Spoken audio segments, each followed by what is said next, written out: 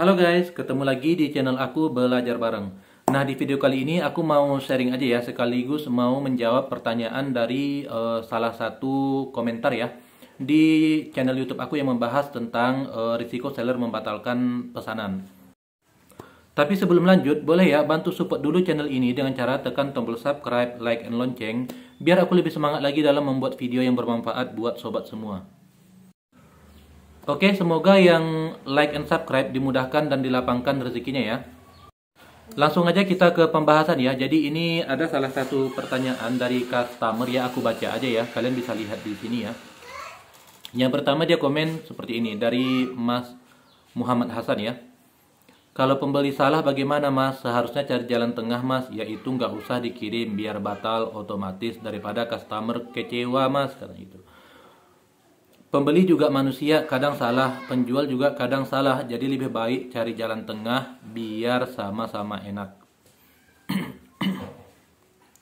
Nah, yang pertama, kalau pembeli salah bagaimana Mas? Seharusnya cari jalan tengah Mas, yaitu nggak usah dikirim. Nah, yang pertama kita bahas dulu ya yang ini. Kalau misalkan kita nggak kirim barang, itu bisa kita kena yang namanya poin penalti ya, atas keterlambatan pengemasan ataupun pengiriman. Nah, biasanya jika terkena pembatalan otomatis, itu kita dikenakan 1 poin penalti. Nah, jika misalnya Mas Hasan sebagai penjual mau berbaik hati dengan mengorbankan tokonya gitu ya, dapat poin penalti. Nah, jika Mas Hasan sering-sering melakukan hal itu, bukan tak mungkin nanti Mas Hasan itu bisa tokonya itu downgrade, terus kena pembatasan gitu ya. Misalkan udah poin penaltinya di atas 3, itu kalian mau buat promo, misalkan nih ada promo dari Shopee, promo gajian 25 ke atas gitu ya kan, ataupun promo angka kembar 55, 66 gitu.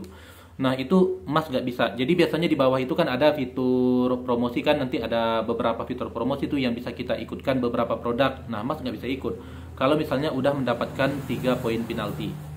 Nah, jika Mas Hasan mau mendapatkan hal seperti itu, ya silahkan ya, berarti Mas Hasan baik sekali gitu. Tapi di sini posisinya aku adalah pejuang keluarga ya.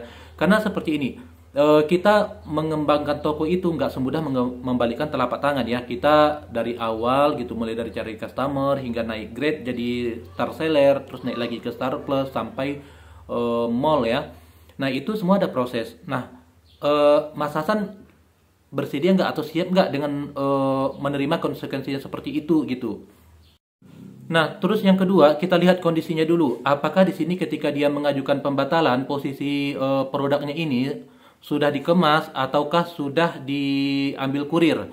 Nah, kalau misalnya belum diatur oleh seller untuk pengiriman barang, itu kalian bisa batal tanpa harus meminta persetujuan dari si seller. Yang kedua, kalau misalkan ini produk udah dikemas gitu ya. Nah, kalau misalkan nih sellernya ini seller besar yang mungkin orderannya 500 ke atas atau bahkan ribuan.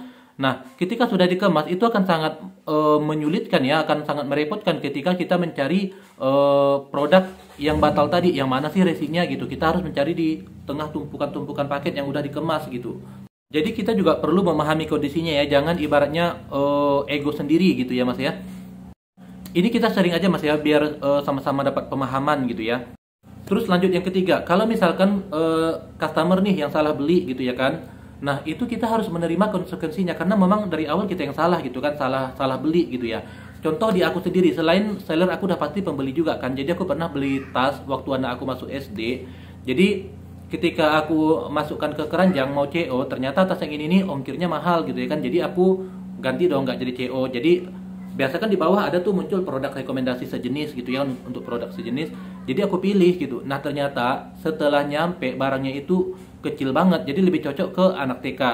Nah, aku nggak langsung menyalahkan seller dong. Aku lihat lagi nih produk yang aku beli, aku baca lagi deskripsinya.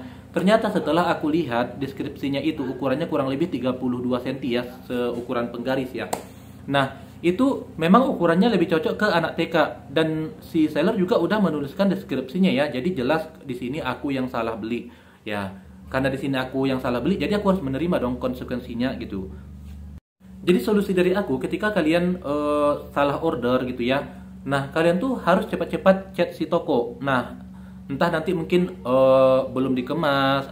Nah, kalau belum dikemas biasanya sih si sellernya masih mau ya. Tapi kalau udah dikemas, kalau misalnya di toko besar, kemungkinan dia menolak gitu.